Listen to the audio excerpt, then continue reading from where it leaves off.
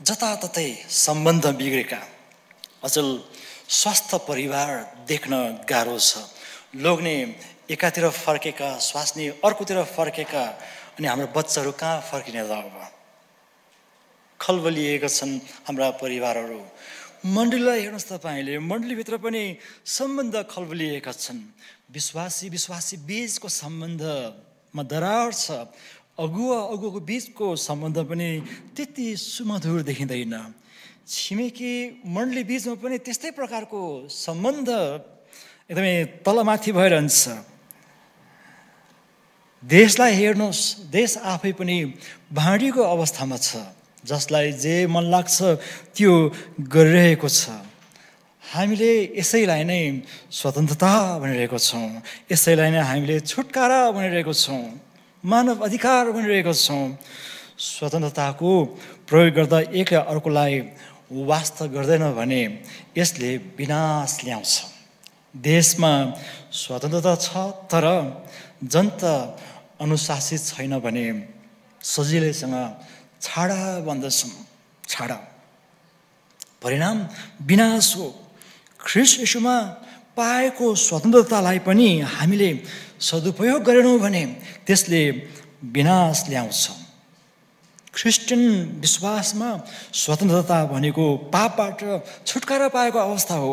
हिजो पापको वशमा हुँदा जे गर्न सकिरहेका थिएनौँ त्यो काम गर्न सक्ने बन्नु हो, वा त्यो गर्न सक्ने मौका प्राप्त गर्नु हो। साथमा हामीले भन्दै आएको छौँ, मुक्ति अथवा स्वतन्त्रताले हामीलाई जिम्मेवारी सुम्पिदिन्छ र जिम्मेवार बनाउँछ। हामीले त्यो स्वतन्त्रता प्राप्त गरिसकेको छौँ। अब यसलाई जतनसँग चलाउनु पर्ने हुन्छ। तपाईँले मुक्ति पाइसक्नु भएको छ। मुक्ति पाउनुको अर्थ परमेश्वरले तपाईँलाई ठुलो जिम्मेवारी सुम्पिदिनु भएको छ। स्वतन्त्रता भन्ने कुरो गैर जिम्मेवारी व्यक्तिको लागि चाहिँ पासो बन्न सक्छ, विनाश हुन सक्छ। मण्डलीमा भाँडफैलो ल्याउन सक्छ। स्वतन्त्रतालाई हामीले ठिकसँग उपयोग गरेनौँ भने रोमको मण्डलीमा भइरहेको समस्या यही नै थियो। ख्रीष्ट येशूमा तिनीहरूले स्वतन्त्रता पाए तर एकले अर्कोलाई दोष लगाउनको लागि त्यो स्वतन्त्रतालाई प्रयोग गरे। आजको मण्डली त्यस किसिमको परीक्षामा नफसोस् भनेर यो वचन लेखिएको हो। हामीलाई थाहा छ जुन मण्डलीको विषयमा चर्चा गर्दैछौँ अहिले, रोमको मण्डली, त्यहाँ यहुदी भनेर चिनिने, अर्को चाहिँ अन्य जाति भनेर चिनिने समुदायका मानिसहरूले प्रभुलाई विश्वास गरेर सँगसँगै सङ्गति गर्दै थिए। विगत अनौठो तरिका भएका मानिसहरू सँगै आएर सङ्गति गर्दाखेरि तिनीहरूको बिचमा प्रेम थिएन। सबैले ख्रीष्ट येशूमा पाएको स्वतन्त्रतालाई दाबी गर्न थाले। तर मेरो स्वतन्त्रतालाई मैले प्रयोग गर्दाखेरि अरू कसैलाई हानि पो भएको छ कि भनेर त्यो जाँच्ने त्यस्तो खालको सोच कुनैमा पनि आएन। स्वतन्त्रताको दाबी गर्दाखेरि हामीले अरूको इज्जत गरेका छैनौँ भने हामीले आफ्नो छाडापनलाई देखाएर हुन्छौँ। मैले अलिक कडासँगै भने यो कुरो। हामी अझै पनि यो खण्डलाई बेलै विस्तार गर्न लागौँ। पहिलो कुरा हामीले हेर्नु पर्दछ, हामीले कसैको पनि इन्साफ गर्नु हुँदैन। हामीले धेरै पटक सुनेका छौँ, अर्काको इन्साफ गर्नु हुँदैन। वचनमा पनि त्यही लेखेको छ, तिमीहरूले अर्काको न्याय नगर। सायद क्रिस्चियनहरूले बढी नै दुरुपयोग गरेको वाक्यहरूमध्येमा यही नै हो जस्तो लाग्छ, अरूको न्याय नगर। के हो यसको अर्थ? मत्ती 7 अध्याय र रोमी 2 अध्यायमा अरूलाई दोषी नठहराऊ भनेर लेखिएको छ। वास्तवमा गलत किसिमको न्याय नगर भनिएको हो। गलत न्याय पनि हुन्छ र भन्नुहोला, हुँदो रहेछ। जब गलत न्याय गरिन्छ तब त्यहाँ दोष लाउने कुरा हुँदछन्। दोष लाउनु भनेको चाहिँ उसले नगरे पनि गर्यो भन्नु हो। भन्नु मात्र होइन, उसले गर्दै नगरेको कामलाई गर्यो भनेर साबित गर्नुपर्ने हो। जबरजस्ती अपराधीकरण गर्नु हो। बाइबलमा अर्काको न्याय नगर वा अरूलाई दोषी नठहराओ भन्नुका थुप्रै अर्थहरू छन्। सुन्नुहोस्, तपाईँले म खुरुखुरु बताउँछु। न्याय नगर अथवा न्यायको अर्थ के हो त? पहिलो चाहिँ सही तरिकाले भिन्नता छुट्याउनु, अर्थात् भेद छुट्याउनु, न्याय गर्नु। विशेष गरी सरकारी मापदण्ड अनुसार सही वा गलत र निर्दोष वा दोषी भनेर छिनाफाना गर्नु, सही छनौट गर्नु, निर्णय गर्नु, अदालतले फैसला गर्नु, त्यो पनि ठम्म्याएर दोषी कि निर्दोष भनेर घोषणा गर्नु। उहिले ख्रिस्ट येशू संसारमा आउनुभन्दा अगाडिका साहित्यमा यो न्याय भन्ने शब्दलाई यसरी पनि चलाइएको रहेछ, अलग पारेर छान्नु। औँलाले चाहिँ यो केलाउनु जस्तो तपाईँ साग केलाउनुहुन्छ, तपाईँ चामल केलाउनुहुन्छ, त्यहाँ भुस छ भने भुस टिप्नुहुन्छ अथवा नेफानेर फाल्नुहुन्छ, त्यहाँ बिहा भेटाउनुहुन्छ भने तपाईँले त्यसलाई छुट्याएर राख्नुहुन्छ। चाहिँ त्यो किसिमले पनि चलाइन्थ्यो। न्यायको अर्थ अलग पार्नु, छुट्याउनु भनेपछि हामीले दैनिक जीवनमा न्याय गरिरहेका हुँदछौँ। तपाईँ तरकारी किन्न जाँदाखेरि न्याय गर्नुपर्छ कि पर्दैन? साउजीलाई हाल्न लगाउनु भयो भने त कुहेको सडेको सबै हालिदिन्छ, किनकि उसलाई त बिक्री गर्नु छ। तपाईँले छान्नु पर्ने हुन्छ। देश विकास गर्नको लागि दर्शन भएको नेतालाई तपाईँले छान्नु भएन भने गलत व्यक्ति पर्न सक्छ, त्यसले देशै डुबाउन सक्छ। ठिक बेठिक छुट्याउन सकिएन भने जीवन चल्दैन, हाम्रो मण्डली पनि चल्दैन। त यस खण्डमा पावलले कसैलाई दोषी नठहराउनु भनेर आज्ञा दिँदैछन्। ठिकसँग न्याय गरिएन भने के हुन्छ भन्ने कुरा 10 पदमा लेखेको छ। हेर्नुहोस् त, अघि नै हामीले पढिसक्यौँ। तिमी किन आफ्नो भाइको इन्साफ गर्छौ, अथवा तिमी किन आफ्नो भाइलाई तुच्छ ठान्छौ, किनभने हामी सबै परमेश्वरका न्याय आसनमा खडा हुनेछौँ। सबैले परमेश्वरको सामुन्ने हिसाब बुझाउनु पर्ने हुन्छ। प्रभुले थाहा छ तपाईँ र मैले के गर्यौँ भन्ने कुरो। सायद मैले गरेका कुरोहरू तपाईँलाई थाहा छैन, तपाईँले के गर्नुभएको छ म पनि जान्दिनँ, तर प्रभुको नजरमा ती लुकेका छैनन्। यही कुरालाई प्रभु येशू ख्रीष्टले अझ कडासँग भन्नुहुन्छ। म पढ्दैछु मत्ती 7 अध्यायको 2 पद। जसरी तिमीहरू अरूहरूलाई दोषी ठहराउँछौ, त्यसरी नै तिमीहरू पनि दोषी ठहराइनेछौ। जुन नापले तिमीहरू नाप्दछौ, त्यसै गरी तिमीहरूका निम्ति पनि नापिनेछ। मण्डली कतिपल्ट चाहिँ अदालत जस्तो बन्दछ। एक अर्कालाई न्याय गरिराख्ने, औँल्याउने, गल्ती औँल्याउने। गल्ती औँल्याउनु राम्रो पनि जस्तो लाग्छ कहिलेकाहीँ, तर नियतमा भर पर्छ। सुधार्नको लागि तपाईँले गल्ती औँल्याउनुहुन्छ भने चाहिँ त्यसले सुधार पनि ल्याउँछ। तर म राम्रो छु भन्नको लागि उसलाई नराम्रो भन्ने त्यो हाम्रो आदत छ। रोमको मण्डलीमा पनि समस्या त्यही थियो। एकले अर्कोलाई इन्साफ गर्दै थियो, अर्थात् एक अर्कालाई दोष लाउने काम भइरहेको थियो। मासु खाने र नखाने कुरा गरिएको छ। मासु खानेले नखानेलाई दोष लगाइरहेका थिए र नखानेले पनि खानेलाई दोष लगाइरहेका थिए। आफू ठिक अरू सबै बेठिक भनेर एकदमै घोचपेच गर्दै थिए। त्यहाँ साँचो सङ्गति हुनुको साटो विसङ्गति भइरहेको थियो। एक अर्कालाई ठेस लाउने र लडाउने काम भइरहेको थियो। यस्तो ठाउँमा सङ्गति हुँदैन, विसङ्गति हुन्छ। त्यस्तो ठाउँमा परमेश्वरको आदर भन्ने कुरो हुँदैन। किनकि हामीले एक अर्कालाई आदर गर्न सक्दैनौँ भने परमेश्वरको आदर हामी कसरी गर्न सक्छौँ? त्यसो त हामी वचनमा पढ्दछौँ, न्याय गर्ने काम चाहिँ मानिसको होइन परमेश्वरको। जसरी संसारको न्यायालयमा चाहिँ न्यायाधीशले न्याय गर्छ, अदालतले गर्ने काम सर्वसाधारण जनताले गरेको खण्डमा देश अराजक बन्दछ। हाम्रो देशको अवस्था लगभग यस्तै नै छ। व्यवस्था छ हामीसँग, व्यवस्था नभए होइन नि, छ, तर अवस्थामा परिवर्तन भएको छैन। यो त थेगो नै चलाएको छ अहिले। व्यवस्था छ हामीसँग, भद्रगोल छ, व्यवस्थापन छैन। देशको अवस्था यो हो। देश यस्तो भएपछि के मण्डली अझ राम्रो होला त? जस्तो देश हुन्छ मण्डली पनि त्यस्तै नै हुन्छ प्रिय मित्रहरू। देशमा जसलाई जे मन लाग्यो त्यो गर्ने छुट छैन। एकछिन यहाँनिर घटाइदिनु पर्ने भयो, मेरै कान खायो यहाँनिर।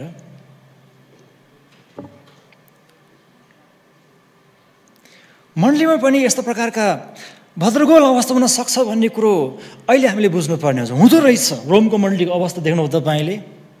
मण्डलीमा यस्तो समस्या हुँदो रहेछ। जब समस्या हुन्छ तब सम्हाल्ने मान्छेको कमी नै हुन्छ। प्रायः चाहिँ हामी समस्यालाई चर्काउने खालको चाहिँ स्वभाव लिएका मान्छे हुँदछौँ। जब समस्या पर्छ समस्यालाई हामी बढाउँछौँ नै। यो त मानवीय स्वभाव हो।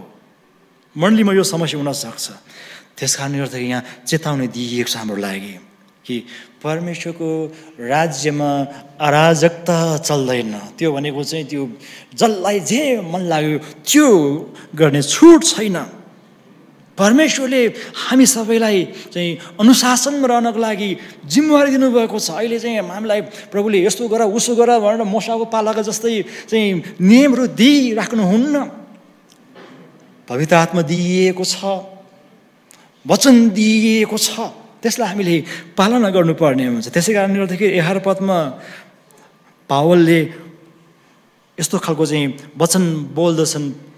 पुरानो करारको एउटा वचनको खण्ड भन्दछन्। प्रभु भन्नुहुन्छ, जस्तो म जीवित छु प्रत्येक घुँडा मेरो सामुन्ने टेकिनेछ र हरेक जिब्रोले परमेश्वरको प्रशंसा गर्नेछ। गर्नुपर्ने चाहिँ यो हो। तर स्वतन्त्रताको दुरुपयोग भएको खण्डमा हामी यसो गर्दैनौँ। घोषपेश गर्छौँ, लडाउँछौँ, उठाउने काम गर्दैनौँ। मण्डलीले यस्तो भविगत भोग्न नपरोस् भन्नको लागि यो वचन दिइएको। वास्तवमा अरूलाई दोष लाउनु भनेको आफूलाई परमेश्वरको ठाउँमा राख्नु हो, न्यायाधीश बनाउनु हो। शैतानले पनि गरेको यही होइन र? हो नि। अहिले पनि उसले आफूलाई परमेश्वरको ठाउँमा राखेको छ। हामीलाई लाग्दछ कि उसले अय्युबलाई दोष लगायो, तर होइन। त्यो पनि हो।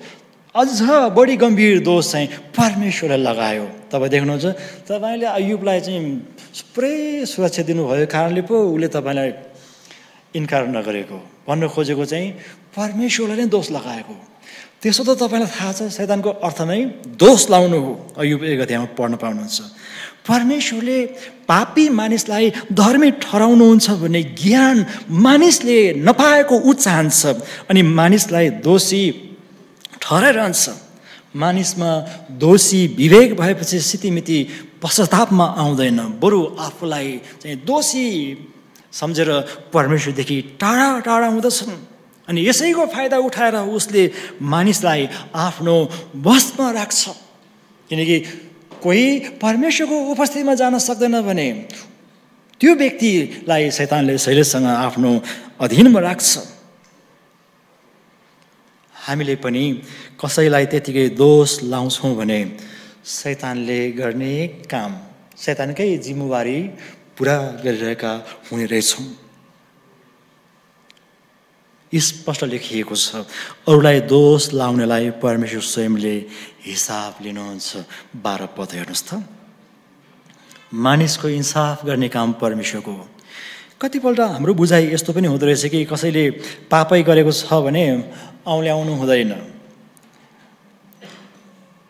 कसैको पाप औँल्याउनु चाहिँ दोष लाउनु अथवा न्याय गर्नु सम्झन्छौँ। मैले अघि नै भने सुधार्ने त्यो सोचसहित कसैको गल्ती औँल्याइन्छ भने त्यसलाई दोष लागेको भन्न मिल्दैन। दोष लाउनु र गल्ती देखाउनु एकदमै अलग कुरा हो। दोष लाउँदाखेरि नगरेको गल्तीलाई साबित गर्ने प्रयास हुन्छ। भएसम्म चाहिँ दण्ड नै दिने नियत त्यहाँ लुकेको हुन्छ। तर गल्ती देखाउँदाखेरि सुधार्ने त्यो उद्देश्य हुन सक्छ। हाम्रा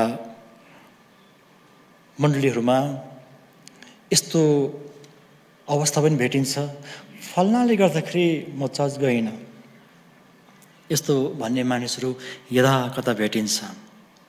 त्यहाँ वास्तविक गल्ती नभएको पनि हुनसक्छ। कतिपल्ट त साना साना कुरा जस्तै जय मसीह नै फिर्ता गरेन भन्ने खालको गुनासो हुन्छ। त्यस्तो हुन पनि सक्छ। यो मलाई पनि कतिले पछाडिबाट जय मसीह भन्दो रहेछन्, अनि आफ्नो सामुन्य भएको व्यक्तिले खबर दिन्छ, तपाईँलाई फलानाले चाहिँ जय मसीह भन्दैछ पछाडिबाट। अब आफूलाई थाहा हुँदैन, तर उसले बात लाउन सक्छ, जय मसीह गरेको फिर्तै गरेन। यी सानातिना कुराहरू हुन्। अब यस्तो खालको चाहिँ असमझदारिता वा कमजोरी हाम्रो बिचमा हुन सक्छ।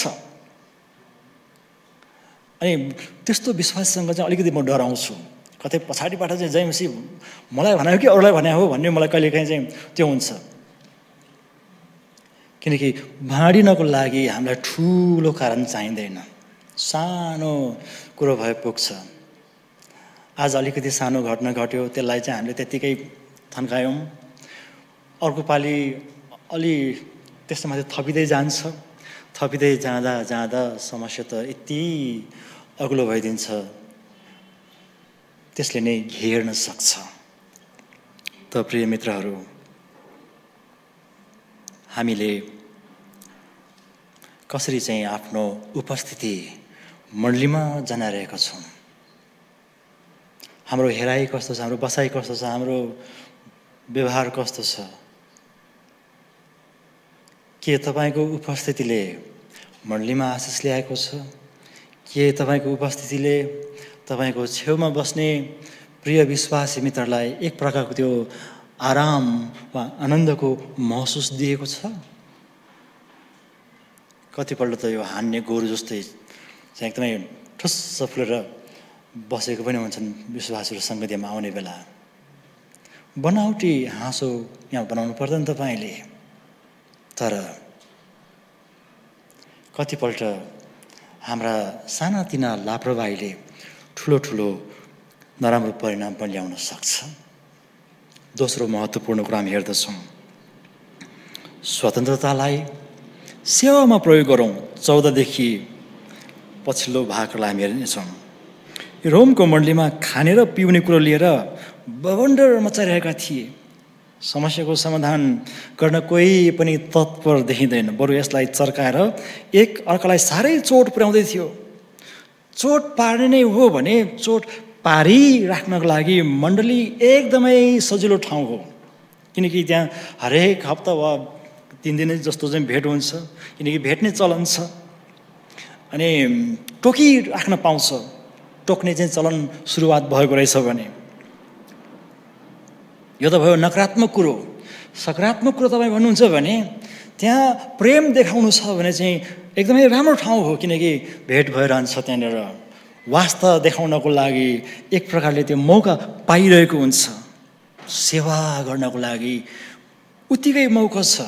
जतिको त्यहाँ एक अर्कालाई चाहिँ सताउनको लागि मौका मिल्छ। कहिल्यै पनि मण्डलीमा एकले अर्कोलाई सताउन मिल्दैन, हुँदैन। त्यो त मण्डली नै होइन यसरी सताउने त। हामी कस्तो प्रकारको मण्डली बनाउँछौँ त अब त्यो हाम्रो हातमा छ। वचन हामीसँगै छ, पवित्र आत्मा हामीलाई दिएको छ, हामीसँग धेरै कुरा छन्। हामीले कस्तो बनाउँछौँ मण्डली, यो हाम्रै हातमा छ। अब अहिले चाडबाडको छेको छ। मेरो अनुभवमा ख्रिस्टियनहरूलाई साह्रै गाह्रो पार्ने समय भनेको यही नै हो। अब सबै त होइनन्, तर कतिपय आफन्तहरूले उनीहरूको धर्मको अपहेलना गर्यो भनेर न्यु खोज्ने फुर्सद पाउने समय यही हो। अनि हाम्रै ख्रिस्टियनहरूलाई पनि हेर्नुपर्ने हुन्छ। चढाइएका थोकहरू खानु हुन्छ हुँदैन भन्दै बेला बखत चाहिँ बाइबलका केही पन्नहरू पल्टाएर वाद विवाद पनि गर्ने गर्दछन्। अनि आफूलाई बलियो सम्झनेहरूले चाहिँ चाडबाडको यसो त्यहाँनिर चाहिँ रमझमतिर पनि यसो आँखा लाउँदो रहेछन्। त्यति मात्रै होइन, खाने पिउने कुरामा सहभागिता जनाउँछन्। अनि हुँदै किनकि यो सम्झौता गर्ने कुराको सीमा हुँदैन प्रिय मित्रहरू। आज अलिकति सम्झौता गरेको खण्डमा चाहिँ भोलि अझै सम्झौता गर्ने बाटो खोल्दै जान्छ, पर्सि अझै खोल्दै जान्छ, सम्झौताको सीमा नै हुँदैन। अनि अन्तिममा गएर टिका लाउने बन्दो रहेछ। तर पनि भन्छन् यो त हाम्रो उहिलेको संस्कार हो, यसमा खास केही पनि छैन, प्रभुले पनि यसमा चाहिँ दुखमन गर्नुहुन्न भन्ने सम्मका कुराहरू गर्दो रहेछन्। कस्तो खालको संस्कार हो भन्ने कुरा हामी जान्दछौँ नि, के हो भन्ने कुरा हामीलाई थाहा छ। त स्वतन्त्रताको मूल्य नजान्दाखेरि मानिस दासत्वमा पर्न बेर लाउँदैन। इस्राएलहरूलाई भएको त्यही हो, परमेश्वरले स्वतन्त्रता दिनुभयो, तर स्वतन्त्रताको दुरुपयोग गरेको कारणले गर्दाखेरि अरू बाहिरको विदेशी शत्रु आएर तिनीहरूलाई चाहिँ लुटेर लगे। एउटा विश्वासीले आफ्नो स्वतन्त्रतालाई प्रयोग गर्दाखेरि एकदमै ख्याल गर्नुपर्ने हुन्छ, आफ्नो पनि अर्काको पनि। एउटा विश्वासीले आफ्नो सजिलो मात्र हेर्छन् भने त्यसले येशूलाई चिनेको छैन भनेर हामीले सम्झनु पर्ने हुन्छ। तपाईँलाई थाहा छ, येशूले आफ्नो खुसी गर्नु भएन, आफ्नो फाइदाको काम गर्नु भएन। सायद उहाँले आफ्नो फाइदाको काम गर्नुहुँदो हो त क्रुसमा टाँगिनु हुने थिएन, बरु पत्रुसलाई नै टाँगिदिनुहुन्थ्यो होला। उहाँ आफै नै बडो गाह्रो साँघुरो बाटो भएर आउनुभयो। त्यतिकै अरूलाई हिँड भन्नु भएन, उहाँले आफैले हिँडेर देखाउनु भयो। त्यस कारणले गर्दा हामी येशूलाई हेर्दछौँ, उहाँले सजिलो बाटो चुन्नु भएन र हामी आफैलाई पनि त्यही बाटोबाट हिँड्न अराउनु मात्र भएन, उहाँले डोर्याउनु पनि हुन्छ। यही कुरालाई पावलले अझै भन्छन्, तिम्रो भाइलाई चोट पार्छ भने तिमी प्रेममा चलेका हुँदैनौ। जुन भाइको निम्ति ख्रीष्ट मर्नुभयो तिमीले खाएको कुराबाट उसको नाश नहोस्। यो खाने वा पिउने वा लाउने कुरो उति ठुलो विषय जस्तो मलाई लाग्दैन। यसले हाम्रो मुक्तिलाई तलमाथि नपार्ला पनि, तर हामीले ती खाने पिउने लाउने कामबाट आफूभन्दा कमजोर विश्वासीलाई बाधा दिएका छौँ भने त्यसको मूल्य हामीले चुकाउनु पर्ने हुन्छ। यस्तो विश्वासी पनि हामीले भेटेका छौँ, त्यत्रो पुरानो विश्वासी भएर मात्र हिँड्दाखेरि चाहिँ केही नभन्ने, तर अस्ति साथीहरूसँग भेट्दाखेरि अलिकति मात्र पिएको थिएँ, श्रीमतीले बताइहालेछ मण्डलीको पास्टर अगुवालाई, पास्टरले पुरा नराम्रोसँग झपार्यो, नयाँ भएको कारणले हामीलाई हेपेको भन्नेसम्म त्यस्तो पनि कुरो गर्दो रहेछन्। पुरानोले जाँड खाएको देखेपछि नयाँलाई पनि छोडेको थियो, छोडेर 5-6 महिना भएको थियो, अनि आफूसँगै सङ्गति गर्ने विश्वासले खाएको देखेपछि त उसलाई पनि खाउँ खाउँ लागेछ। त्यो दोषी तपाईँ बन्नुहुन्छ त्यसमा, किन यो खानपिनबाट शैतानले काम गर्न सक्छ। मेरो रक्सी केही पनि होइन, मलाई कुनै पनि परिचय छैन रक्सीको, तर भर्खरै रक्सी छोडेर चाहिँ प्रभुलाई विश्वास गरेको, अब चाहिँ नयाँ जीवन सुधार्नको लागि रक्सी छोड्नु थियो, त्यो उसले छोडेको पनि थियो, तर आफ्नै विश्वासले आफूभन्दा चाहिँ वरिष्ठले खाएको देख्दाखेरि के होला उसको अवस्था। तपाईँ त्यो गलत उदाहरणले ऊ पापमा फस्छ भने हिसाब कसले बुझाउने? उसैले बुझाउनुपर्छ। यो खानपिन जहिले पनि विवादको विषय हो, यसमा मण्डली एकदमै स्पष्ट हुनुपर्दछ। मैले माछा मासु मात्र होइन, प्याज लसुन समेत नखाने धार्मिक समुदायका मानिसहरूलाई भेटेको छु। भोलि उनीहरूले प्रभुलाई विश्वास गरेको खण्डमा के चाहिँ गर्लान् त? अब हिजो नखाने थोकलाई के सम्झेर चाहिँ व्यवहार गर्ला? स्वतन्त्र छ ऊ। अब हिजो चाहिँ कुनै धार्मिक बन्धनमा भएको कारणले गर्दाखेरि ती खाँदैन थियो भने अब ख्रीष्ट येशूमा स्वतन्त्रता पाएको छ, खान्छ कि खाँदैन? जस्तो मैले प्रभुलाई विश्वास गर्नुभन्दा अगाडि सुँगुरको मासु कहिले पनि खाएको थिएन, किनकि हाम्रो त्यो कुलभित्र सुँगुर जो छुनै नहुने भन्ने त्यो नियम राखिएको थियो। अनि सुँगुरको मासु पछि मैले खाएँ प्रभुलाई विश्वास गरेर, निकै विकार गरेपछि चाहिँ मैले छोडिदिएँ। अझै पनि धेरै मित्रले सोध्छन् सुँगुरको मासु खानुहुन्छ कि हुँदैन? कहिलेकाहीँ त्यस्तै खालको चाहिँ भिडियो बनाउने हुँदाखेरि आशा गर्दो रहेछन्। अनि मैले पनि सुँगुरको मासु खानु हुँदैन भनेर भिडियो बनाउनुलाई थुप्रै जानकारीहरू बटुलेँ। मैले सुँगुरको मासु नखाने भएपछि त धेरै कुरा भन्न सक्ने रहेछु म त। यो खायो भने यस्तो हुन्छ त्यस्तो हुन्छ, सायद त्यस्तो भिडियो मान्छेले हेर्छन् पनि र हेरेर गाली पनि गर्लान् मलाई। तर पछि मैले यो भिडियो बनाउन चाहिनँ, किनकि सुँगुरको मासु खाने सुँगुर प्रेमी मित्रहरू थुप्रै हुनुहुन्छ, उहाँहरूलाई मैले चोट पुर्याउन चाहिनँ। आखिर सुँगुरको मासु खाएर नरक जाने पनि होइन, सुँगुरको मासु नखाएको कारणले स्वर्ग जाने पनि होइन। त्यसो त फेरि पुरानो करारमा नखाऊ मात्र होइन, नछो नै भनिएको छ। प्रभुले त्यतिकै त भन्नु भएन होला, त्यति चाहिँ विचार गर्नु होला। अब यस्ता कुरामा किन विवाद गरिराख्ने हामी? त्यसै कारणले पावलले भन्दैछन् 17 पद हेर्नुहोस् त, परमेश्वरको राज्य भनेको खानु र पिउनु होइन तर पवित्र आत्मामा, याद गर्नुपर्ने कुरो, पवित्र आत्मामा धार्मिकता, शान्ति र आनन्द हो। खानपिनका कुराहरूले चाहिँ यी कुरा ल्याउँदैन भने त्यो चाहिँ नखाएको राम्रो, यही भन्दछन् वास्तवमा यो 14 अध्याय र 15 अध्यायको केही भागसम्म। खानपिनका कुराले सङ्गति बिथोल्छ भने यसलाई स्थान दिनु हुँदैन। यो त खानपिनको कुरा मात्रै उदाहरण रूपमा आएको छ। विभिन्न प्रकारको व्यवहारहरू हुन सक्दछन् समूहमा क्रिस्चियन जीवन बिताउँदाखेरि। अब स्वतन्त्रताको कुरा गर्दाखेरि हामीले यस्ता क्रिस्चियन बन्धुहरू पनि भेटायौँ जसले चाहिँ हामीलाई घरमै आएर हमला गर्ने धम्की समेत दिए, क्रिस्चियन नै हुन्। अरू यस्तो पनि थिए, छोरी मण्डलीका पास्टरलाई सिध्याउने, भेटाएछ भने आमा मण्डलीको पास्टरलाई पनि सिध्याउने। यो त पास्टरहरूलाई नै धम्की आयो। यसले के पो गर्छ त भनेर खासै त्यति ध्यान दिएन, तर अलिक बढी नै गरेपछि त्यो भाइले लेखेको मेसेज र बोलेको आवाज जुन रेकर्ड थियो हामीसँग, प्रहरी कहाँ बुझायौँ। बुझाउनुको अर्थ चाहिँ के नोक्सानी गरि पो हाल्छ, किनकि आपराधिक मनोवृत्ति हामीले त्यहाँ देख्यौँ। हामीले त्यो बुझायौँ, फलानाले यसो भनेको छ, ल अब के गर्नुहोस् तपाईँहरू। अनि प्रहरीले के गरे हामीलाई थाहा छैन, गर्ने चाहिँ के न के गरेको हो भन्ने कुरा हामीले सुन्यौँ। हामीले चासो दिएनौँ, खालि हामीलाई यति मात्र जानकारी गराउनु थियो कि यस्तो खालको गतिविधि हुँदाखेरि चाहिँ किन तिमीहरू चुपचाप बस्यो भनेर भोलि भन्न नपाओस् भन्नको लागि मात्रै गरेका थियौँ। उसलाई दण्ड दिने त्यो कुनै त्यस्तो खालको माग दाबी केही पनि थिएन। अचम्मको कुरो, अनि उसैले भन्दो रहेछ मेरो मानव अधिकार हनन भयो। हेर्नुहोस् त, हाम्रो देशमा बुझेको स्वतन्त्रता, हामीले त्यो सम्झेको कुरो त्यही नै हो। स्वतन्त्रता भनेको त जे पायो त्यही गर्न पाइन्छ। यो चोरको ठुलो स्वर भनेको चाहिँ त्यत्तिकै त्यो उखान बनेको होइन रहेछ।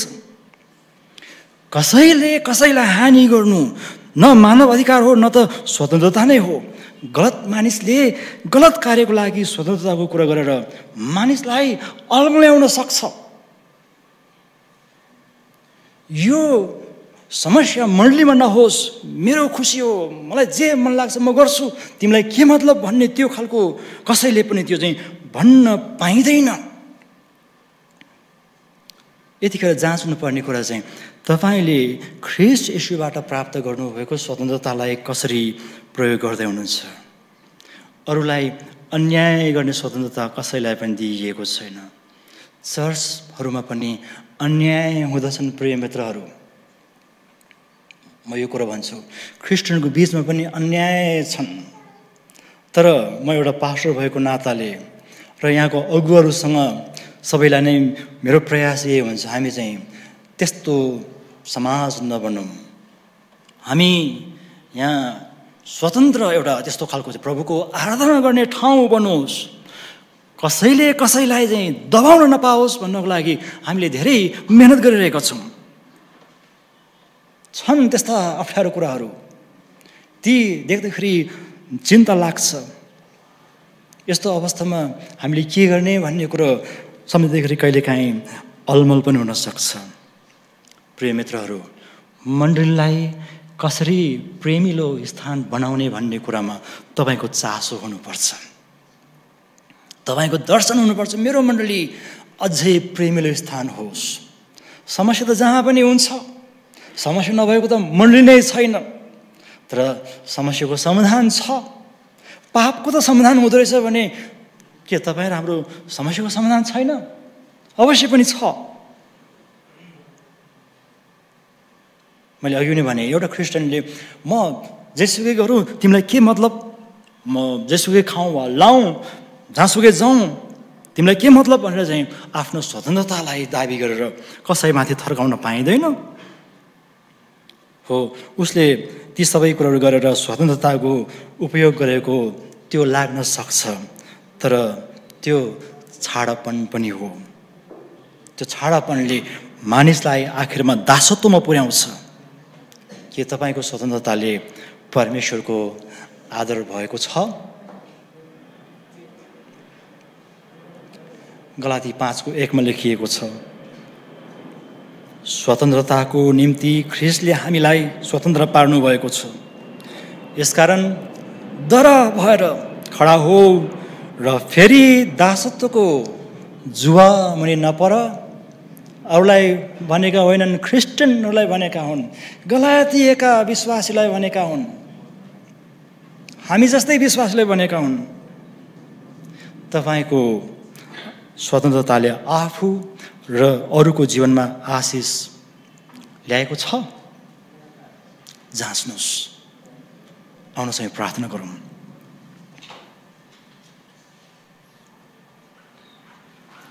प्रभु, हामीलाई तपाईँले स्वतन्त्रतासँगै ठुलो जिम्मेवारी दिनुभएको छ।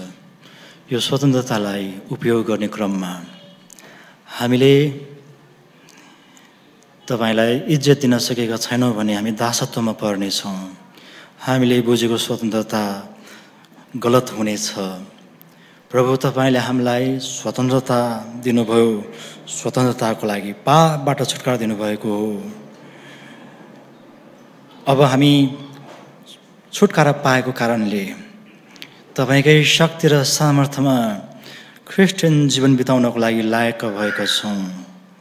त्यसकारण हे प्रभु, हामीसँग भएको स्वतन्त्रतालाई हामी अझै एक अर्काको भलाइको लागि र तपाईँको इज्जतको लागि प्रयोग गर्न सकौँ।